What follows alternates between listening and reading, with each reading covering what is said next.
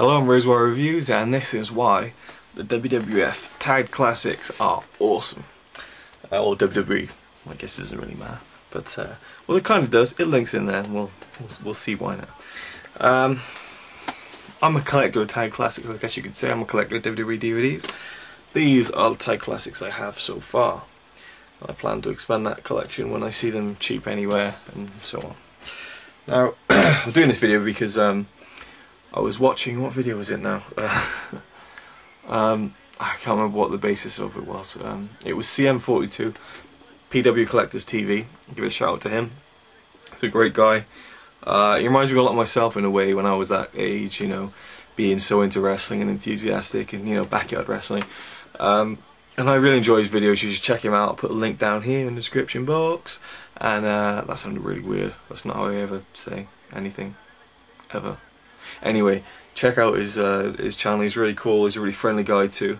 And he said in his one of his latest videos, he said to himself a couple of years ago he was going to stay away from Tag Classics because he didn't like the way it looks. They're all grey. The spines are grey, and it's kind of like bland and stuff. And he was more into collecting VHSs, which is fair enough. Actually, I'll tell you what.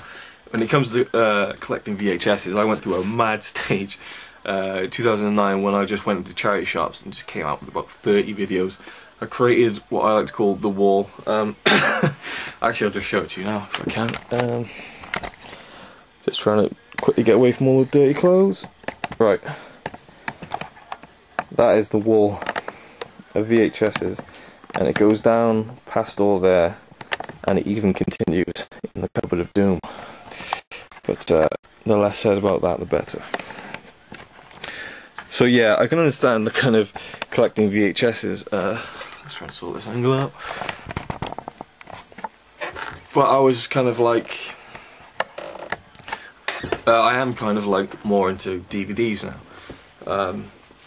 Although I did pick up a few WWF DVDs, VHSs. So anyway, the whole Tag Classics thing. Could that have been any more awkward? I don't think it could have. I just tried to to bang my leg. Seriously, this is going so badly. Right, that's better. So I just banged my knee, knocked all my Tag Classics on the floor, which might add were in order, and I was trying to keep them in that way, but right. So back to what I was originally saying. He was saying he didn't want to get certain Tag Classics because he had them on VHS. If I have a VHS of wrestling, I want to get on DVD. I want to have, you know, the whole collection kind of thing. So that's why I love these Tag Classics. I agree with them that the covers are quite bland, but I like the fact that it's like they've got the original, you know, the cover there. Although like they do edit them so it says WWE, SummerSlam 2000, etc. It's great, you know, you've got the card on the back, you've got every single match there on the back. And, I mean, yeah, it does look bland when they're all lined up, if you see that. And it does make it a little hard to kind of instantly go, I want to watch that one, or which one? I'll just pull that one out. Yeah, it takes a while, but I like them, I think they're awesome. And here's the main reason, everyone knows this, I guess, anyone who's into WWE DVDs will know. These DVDs are not blurred. That's right, there's no censoring on any of these WWF era events. Sean Black had talked about this before, and he has the whole fucking collection. And, you know, there was a lawsuit with WWE and Silvervision, and they won that because, you know, they won the rights to the library they originally bought, and so on, so they could release this stuff again. So I'll just show you the ones I've got. I've got SummerSlam 2000, 2001. Really wanted that one. Two awesome events. Got WrestleMania 15 and Hell Yeah, an Austin kind of biopic. Which is, that Austin thing was weird because there's a bit in it where they say, "So why have you got BMF on your ring shirt?" And he says, "It means bad motherfucker." And I was like, that got into a WWF video, bad motherfucker. They didn't bleep it or anything. It was weird. That's really cool though. WrestleMania 15, not the greatest, but it's worth watching. There's some, you know, there's some cool matches on there, and of course Austin Rock. You know, can't argue with that. I'm probably going to try and get the original DVD of WrestleMania 15 because it is the first ever WWF DVD. Silvision had a Rumble sale on. I think it was around the time of Rumble 2010, or was it 2009? 2010, and I bought 2004 and these three bad boys. Got to Rumble 99 and 2000. 2000, one of my favourite pay-per-views of all time, including my favourite match of all time. Rumble 97 and 98. 97 was really cool. 98 again, pretty cool.